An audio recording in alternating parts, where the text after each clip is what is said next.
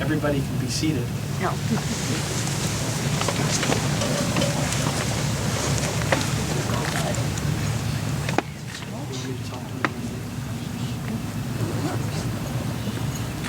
Mill and David and Janet and Evelyn, do you, as you accompany Amanda to be married today, do you carry with you the blessings of your families? Yes. Yes, thank you. You may be seated.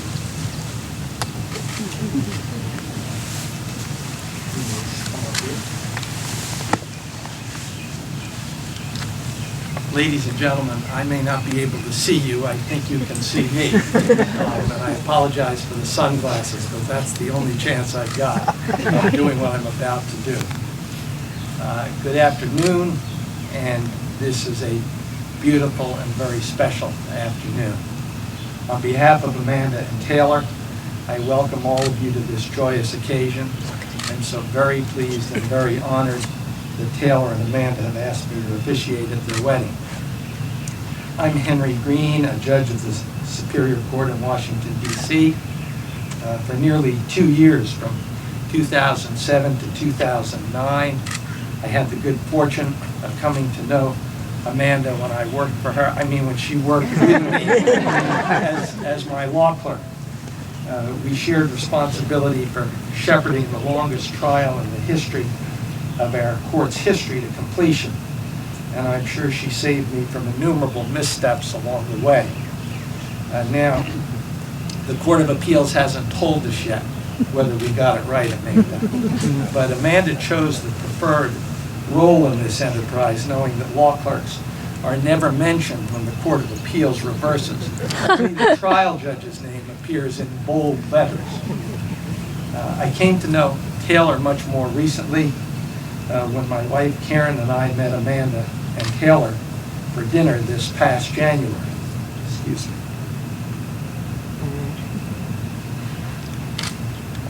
Actually, Karen and I thought we were just meeting for dinner, but as the evening progressed, I realized that my former law clerk actually was interviewing me and assessing me for my next job, one far more important than my mundane daily work on the bench. She was checking out my capacity to officiate at this wedding. When over dessert, she looked at Taylor, he smiled, Amanda smiled, and then she gave an almost imperceptible nod in the affirmative. I knew I had passed the first test, and I don't think she knew until right now that I knew what was going on. Of course, today is the second test, and I know the consequences if I mess up now. For as Amanda and I discussed the ceremony, she remarked in an offhanded way, just in passing, of course, that a fair number of Officer Pyle's colleagues would be here this afternoon, including his best man. Need I say more? So let us move on to the serious matters before us and hope I get it right. By your presence here, each of you expresses to Amanda and Taylor your love, your friendship, and your esteem to them. It is a tribute they always will treasure because you have made their special day your special day. So as they join together before you in marriage and vow their love for one another, they also salute each of you for joining in this celebration of their lives and their love. Amanda and Taylor have asked that I read The Blessings of the Hands by an eloquent author whose identity, unfortunately, is unknown. I would ask that you join hands at this time, Amanda and Taylor. This is the blessing of the hands. Please hold each other's hands so that you may see the gift they are to you. These are the hands of your best friend, young and strong and full of love for you, that are holding yours on your wedding day as you promise to love each other today, tomorrow, and forever. These are the hands that will work alongside yours as together you build your future. These are the hands that will passionately love you and cherish you through the years, and with the slightest touch will comfort you like no other. These are the hands that will hold you when fear or grief fills your mind. These are the hands that will countless times wipe the tears from your eyes, tears of sorrow, and as in today, tears of joy. These are the hands that will tenderly hold your children. These are the hands that will help you hold your family as one.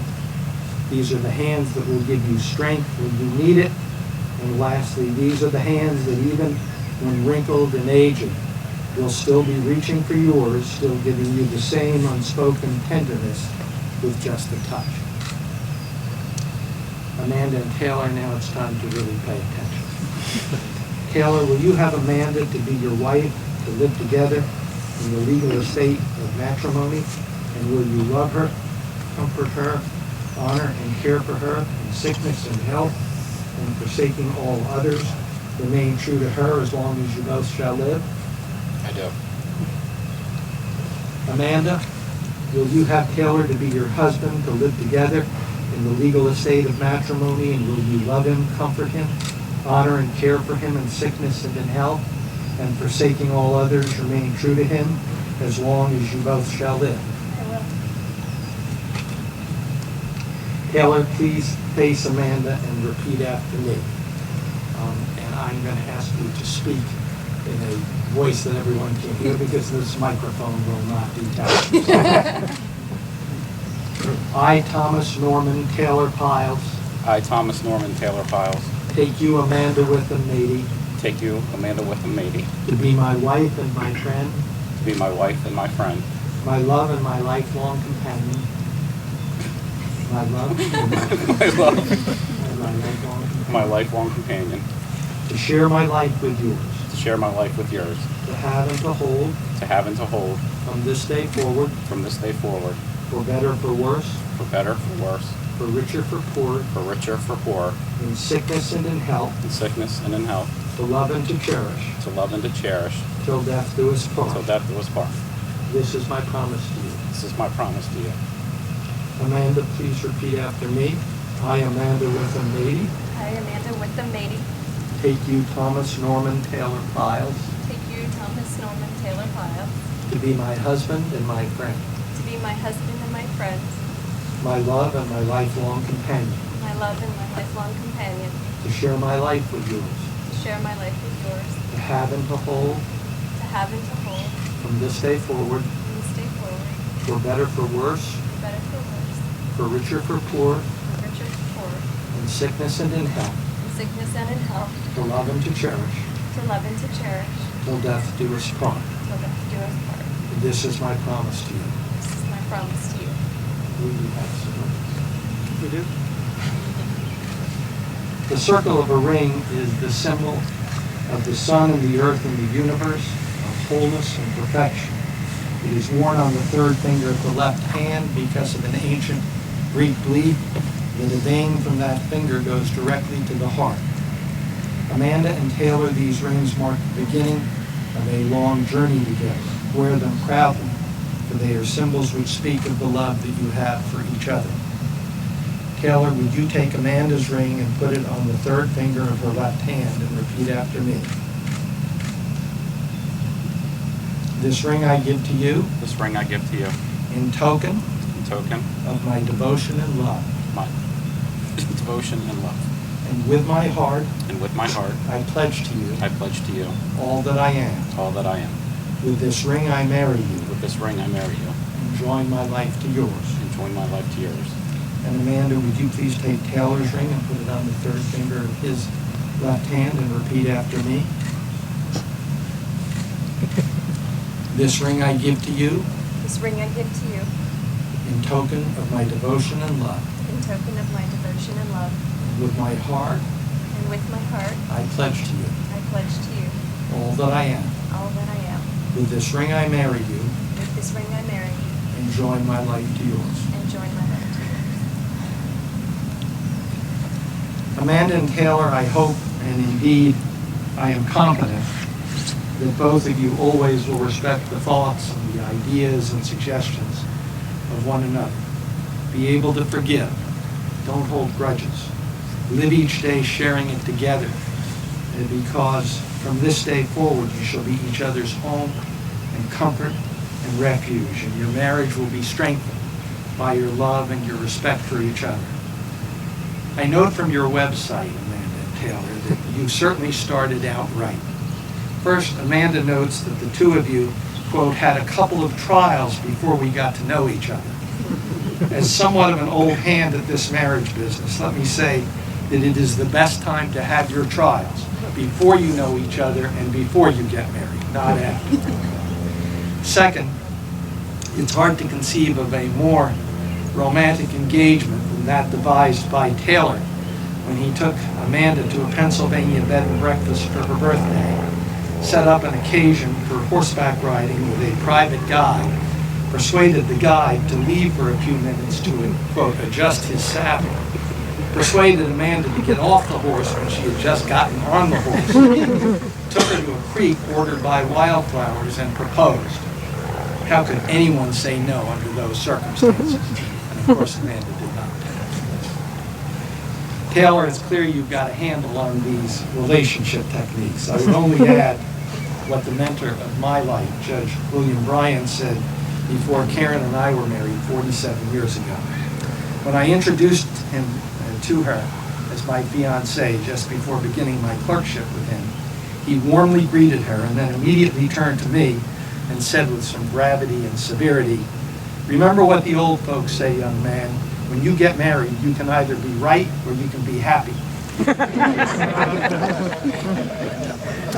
Amanda and Taylor, a few years ago, I read an obituary of the husband of our great Supreme Court Justice, Ruth Bader Ginsburg, and of the gift that Mr. Ginsburg's mother gave Justice Ginsburg on their wedding day. "I am going to give you some advice that will serve you well," Mrs. Ginsburg whispered to the future justice. "In every good marriage, it pays sometimes to be a little deaf." Whereupon Mrs. Ginsburg presented her new daughter-in-law with a set of earplugs.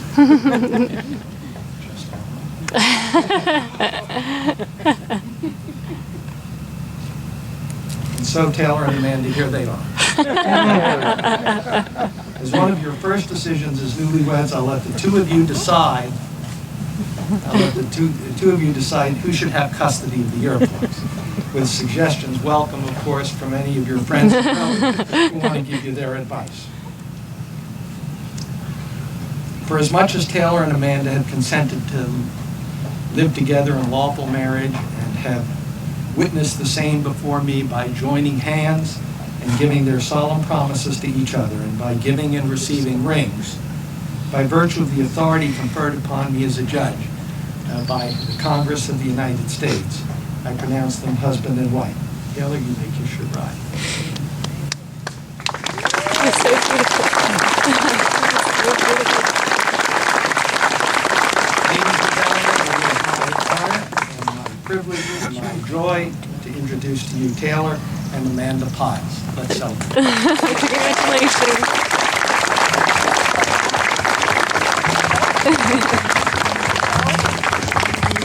I dreamed you, I saw your face, caught my lifeline when drifting through space. I saw an angel,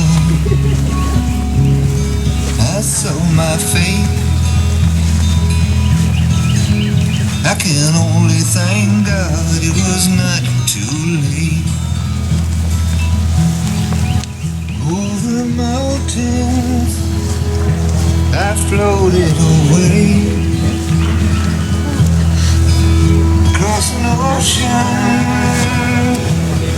I dreamed her name. I followed an angel down to the gates. They will want to teach it one picture of them. He asked me. Thank God it was not Oh gosh, yeah. I mean, he was standing